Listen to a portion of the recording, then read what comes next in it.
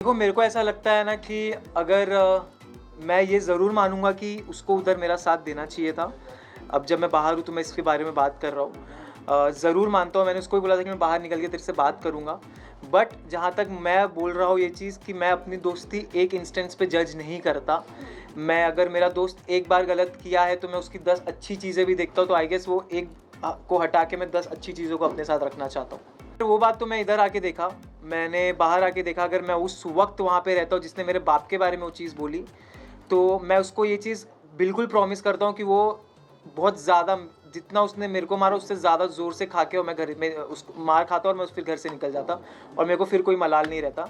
But खैर उससे तो उसकी नीयत दिख जाती है, उसकी वो कैसा इंसान है वो समझ में आ जाता है कि अगर किसी के माँ बाप पे आप जाके कमेंट कर रहे हो तो आप कितने नीच किस्म के इंसान हो वो दिख जाता है। ट्यूशन था कि मेरे इंटेंशन गलत नहीं थे और मेरे वर्ड्स भी गलत नहीं थे, बट क्योंकि इतने लोगों ने मेन इसमें मैं बोलना चाहूँगा पायल को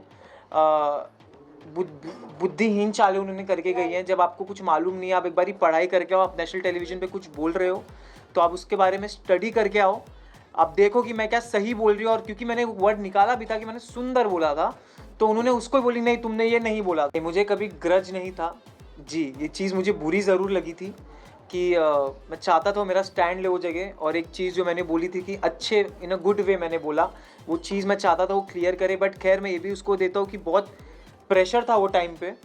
और मैं जैसे बोला, अभी भी उसने कल मीडिया इंटरव्यू में बोला कि कुछ चीज़ें जैसे 4 घंटे पहले की भी बातें याद नहीं रहती। बिग बॉस के घर में हज़ारों बातें होती हैं। तो मेरा ये बोलना था, अगर तेरे को नहीं अच्छे से तू बोल देता कि मुझे अच्छे से स्टेटमेंट नहीं याद है जो भी है। बट जहाँ तक रही बात टास्क की, तो टास्क में मैं ये बोलना चाहूँगा कि यार वो एक टास्क था, हमको करना था, उसके बाद भी हम खुश नहीं थे उस चीज़ से जो हमें करना पड़ा था। और हमारे पास ये बहुत अलग किस्म की एक अजीब सा टास्क आ गया था हमारे पास, हमको करना पड़ा क्योंकि बिग बॉस ने क्लियर शब्द में लिखा था कि ये मजाक नहीं है। ये नहीं यूज़ करना चाहूँगा, जैसे मैंने बोला ये चीज़ कि मेरा दोस्त था और दोस्त रहेगा। अरे मकबूल स्ट्रॉन्ग है, उसको कोई कुछ नहीं कर सकता, कोई सीन नहीं है उसका, वो सही है, वो कर लेगी। मैंने तो आप अगर ये सारी चीज़ें देखो तो एक चीज़ से ये समझ सकते हो कि भाई उनकी फट गई थी लिटरली।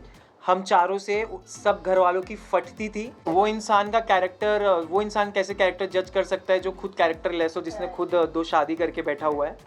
तो जो अपनी पहली बीवी का नहीं हो सका वो दूसरों का क्या ही होगा। और उनके बाकी के बाहर की चीज़ों के बारे में तो मुझे जाना भी नहीं, क्योंकि मेरे को लगता है लोगों को ऑलरेडी सब पता है ऑलरेडी क्या सीन है क्या नहीं है। लेकिन इतना ज़रूर बोलूँगा कि अगर सबसे ज़्यादा बेशरम और गलीच इंसान मैंने मेरी ज़िंदगी में देखा है तो हंसी आया ना भाई, एक नंबर, मेरे को भी बहुत हंसी आ रही थी। तो कुछ में इतना बेशरम इंसान है अरमान मलिक की, वो एक चीज़ बोलता है, झगड़ा करता है, फिर स्वीट हो जाता है, फिर बोलता है।